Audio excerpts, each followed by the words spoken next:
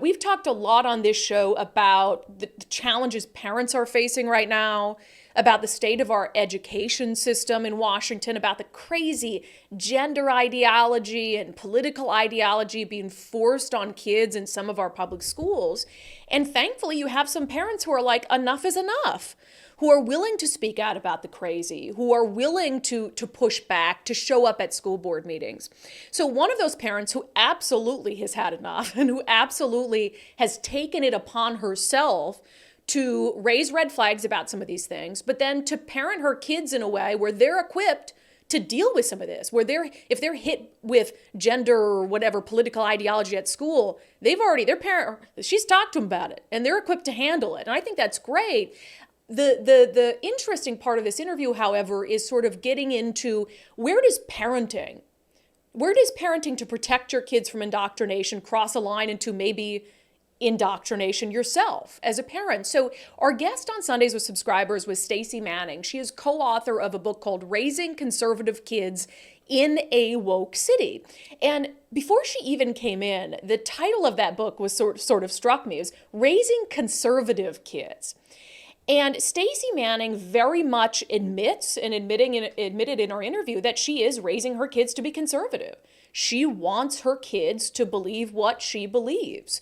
And so that is part of her parenting. Now, Stacey Manning, one of the reasons we had her in was not just that she's an author and she's written about some of these things, but she has kids in the Highline School District, which we've talked a ton about on the show. That's the school district where elementary kids were read a book on gender ideology that said doctors just guess at birth what a kid's gender is. The Mar Vista Elementary was a school that was read A is for Activist, where fifth graders were read a book called A is for Activists from Martin Luther King Jr. lesson. So she has kids at really a district that has become more and more woke and has been in the news a lot. But what was interesting about this interview, again, is that line between in protecting your kids from indoctrination, when are you perhaps as a parent knowingly or unknowingly indoctrinating them to believe what you believe? So she has said, again, she's trying to raise her kids to be conservative, to confront these things at school, so much so that she tells a story about her daughter when she was in 6th grade, kind of talking to other kids about these conservative views that her mom had instilled in her. Here's a clip from Sundays with Subscribers. And again, the guest is Washington mom, Stacey Manning. She converted 6 of her friends to the pro-life case because those parents hadn't gotten to them first. They didn't know why they thought what they thought. And Evelyn was able to methodically walk each of these girls through her pro-life arguments and stance. And they were like, yeah, you know what? Maybe we shouldn't be killing babies in the womb. I struggle with you. I'm going to be honest. Oh. I don't know how to feel about some of this, because when you tell me that story about your 6th grader like changing hearts and minds on the school bus, I think, well, what if the situation was reversed and there was another 6th grader who was convincing your daughter that abortion is women empowerment and all this stuff, and so now your daughter has gotten to these girls before their parents can talk to them about how they feel, and you like it because it's your worldview, but I'm thinking, what if the role was reversed? Do you see where I'm struggling with it? I'm fascinated by it. But yes, I do see what you're struggling with. However, I'm not, because again, that's fine. I think it's funny that you own it. But go ahead. Why you don't struggle with it? Because I believe I'm right.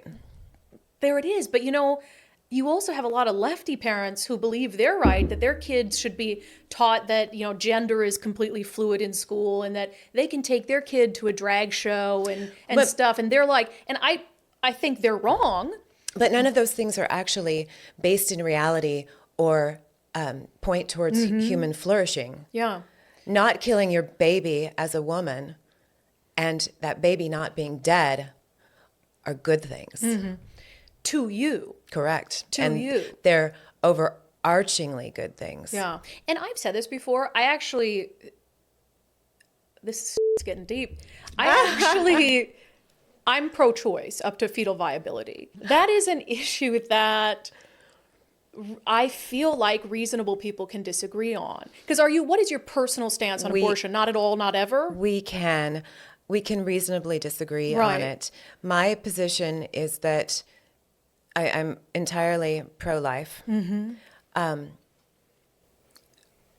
I truly believe that if a woman never had to ask herself whether she should kill her child for whatever reason, we as women would flourish in a place where, of course, we don't have to have the conversation because life is celebrated regardless, would be a much better place.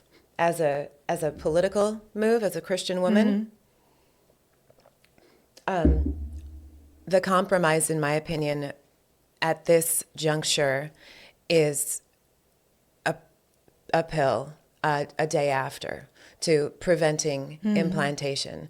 Now, will I answer for that? Sure, because each person is wonderfully made, and that is a unique individual that is not implanted. But, the moment life begins at implantation and you have an entirely separate human being, kids aren't born for us, they're born through us. Yeah. And yeah. If I had a sixth grade daughter, I wouldn't want your daughter talking to my kid about that on the school bus, though. Yeah, it's pretty dangerous out there. Like I said, it's Yeah. it's a cultural war. It is, but you see if what I'm you're saying, sending her right? to class, I'm sending mine to class too. Because I think if I had a mom sitting here, or I was having coffee with a mom and she's like, oh yeah, my daughter, converted 6 girls on the school bus and convinced them that abortion was great, I'd be like, you're fucking cuckoo for Cocoa Puffs. You know what I mean? And so it's like, there's a lot of these issues I know you're right on, and I know history will show that you're right on. But it's always this, I have this inherent desire to kind of both sidesism an issue, and look at it as if I were doing it, would I want the other side to do it too? And so that's where I'm struggling. I'm not saying, again, I'm not saying that you're wrong. I'm working through whether I would tolerate the same kind of mindset from the left. When normalcy has become extreme, you have to put your foot down. Children being given cross-sex hormones is a crime and malpractice. The left has gotten so extreme that mostly everything that they are trying to do is like a hard no. I can't even miss my thyroid pill for 2 days without going insane. And you're giving testosterone to girls? So no, they've pushed the Overton window so far that I am happy to sit here with you and say, sugar, I'm right. So that is part of our conversation with Stacey Manning on Sundays with subscribers. I highly recommend going to watch the interview. If you're not a subscriber, sign up, undividedpod.com, undividedpod.com. It's really one of those conversations I struggled with personally because, again, as I explained to her there are a lot of issues I think she's dead right on. I mean, pushing back as a parent against some of these kids. She talks about things that have happened to her kids in school, 100%. If they're going to come try to indoctrinate your kids, I guess you have every right as a parent to, for lack of a better phrase, indoctrinate your own kids into your personal beliefs. But the line, I think, for me is when then your kid goes to school and is talking to my kid about those personal beliefs and trying to convince them over to their side. So it's just this... It's a really complex, confusing situation, I have to acknowledge. And it sounds like when you guys watched it, there was a huge disagreement among even our subscribers about how to feel about kind of that style of parenting. Ann McFarland said, what a brave woman. She is sincere. She wants the best for our children. Makes me think and question my strengths and what I would say in those situations. Jackie said, I was raised extremely conservative and never told my children what they should believe. Now we would talk about issues that arose or how they felt about certain issues, and we would critically think and discuss it all, research and look at sides. Never, ever, ever did we tell them how or what they should believe. This is a tough interview. And then there's this element of, are you instilling your values in your kids, or are you indoctrinating your kids or telling them what to think? Are you encouraging them to think for themselves and draw conclusions, or are you telling them what to think? And it was kind of funny, part of the last little bit of this interview with Stacey Manning, I had asked her, what if your kid comes home at 25 and they're like, Mom, I'm a liberal. Either because they went to some liberal college and totally got, their views are reversed, or they just decided that that's their worldview, or they revolted against having a parent who was so set on teaching them that they're a conservative. And she's just like, that won't happen. It won't happen. And she says, if they came back, with some like socialist t-shirt or whatever, I'd call a counselor. And she was joking, of course, but that might happen. And how do you deal with that as a parent? Because you rebel as a kid. You're going to find some way to rebel. I mean, my dad was a constitutionalist, like a fierce libertarian. And I, in the first year of college, volunteered on the Senate campaign of a Democrat. Well, yeah, I guess I have a problem with the indoctrination. So indoctrination is teaching, but then not to look at it critically or whatever. And I think that there is some... Anytime you're teaching this as a parent, I think that you're saying, this is what we think and this is why. And I think that's the critical part. So I don't really think of it as indoctrination, because I do believe parents get their kids to think like them by teaching them why they think like that. I don't think it's, you do this or you're naughty and spanking. But to what end and how far does that go? Because both of our families are examples of this. We have siblings that don't share our political beliefs.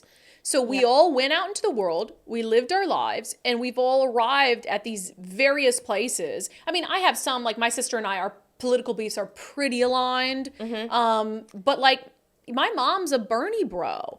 And so it's like, and your family too, you have family members that aren't I would conservative. say that's because I wasn't raised like she's raising kids, because I was... I don't think my parents were as politically involved as they are actually now, but that might be my fault. But I think that you learn those values and apply those values differently. And the one brother that thinks a little different sometimes lives in a different situation. So if he lived in a different city, would he still think that way? I'm not really sure. And so I think that up until this point, people have had to waver their... I mean, I remember everybody voted for Clinton. In my world, I'm like, oh, everybody votes for Clinton. Yeah. And that's different now. So I think that political stances have changed and evolved over the years. So that's what she's saying with this parenting thing, is that you have to change your parenting to apply it to today's world. Right. So this woke city that we're living in is a whole different world than it was 40 years ago, 30 years ago. And I think that parenting has to evolve as well. And that's what she's trying to say, is you need to equip your kids, because whether you like it or not, or anybody, wants it to happen, they are being given these ideas by kids on the school bus, whether it's her kids giving those kids ideas or those kids giving her kids ideas. That is a conversation kids have. And I learned a lot from my friends back in the day. And so I do think that is a good reminder that you need to get to your kids first. Yeah, and you're right. And that's part of, we had that conversation too. Like, I guess, your kids are being indoctrinated at school. So do you fight back? Do you push back? Do you try to instill these things in your kids so they're equipped when they go to school? And I totally get that. I also think, and this was a conversation we had too, because she is so firm in her beliefs. And she's like, no, I'm right. I'm doing the right thing. And you have to ask yourself, and I think Stacey, should ask herself as well, is, what is the goal? Is your goal to change your family and your kids and to make sure that they're protected? And if that's the goal, you're doing a great job. Is your goal to change hearts and minds? Do you want to improve this education and this for everyone?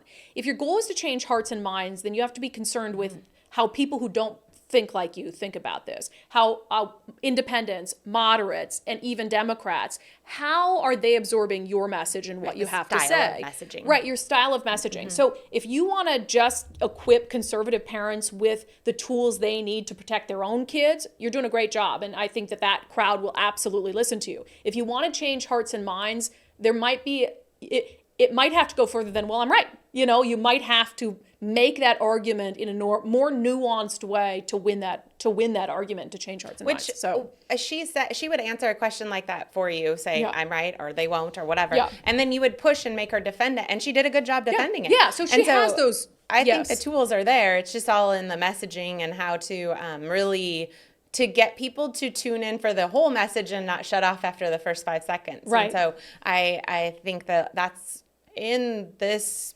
society right now, that's often where we're going wrong, is people aren't really having conversations. They're tuning it out right after they're an abrasive or a differing opinion comes at when them. it's so like, strong. If you're going to sit here and say, well, I'm right, Right. then it's like a lot of people are like, okay, well, I'm done with this Right. conversation then. And that's why I said, I think a conversation like that, this is probably one of the only places where it could happen. Yeah. And you even noticed that you felt like I was tuning out in the first 5 minutes and I thinking did. to I was yourself, like, Brandi, hang on, keep hang going. on. And I had to bring myself back to reality and just decide that, you know, I think she's awesome. I think being that having that much belief in what you're doing is a good skill, but the ability to sit there and have that kind of conversation is what's lacking in society right now. Absolutely.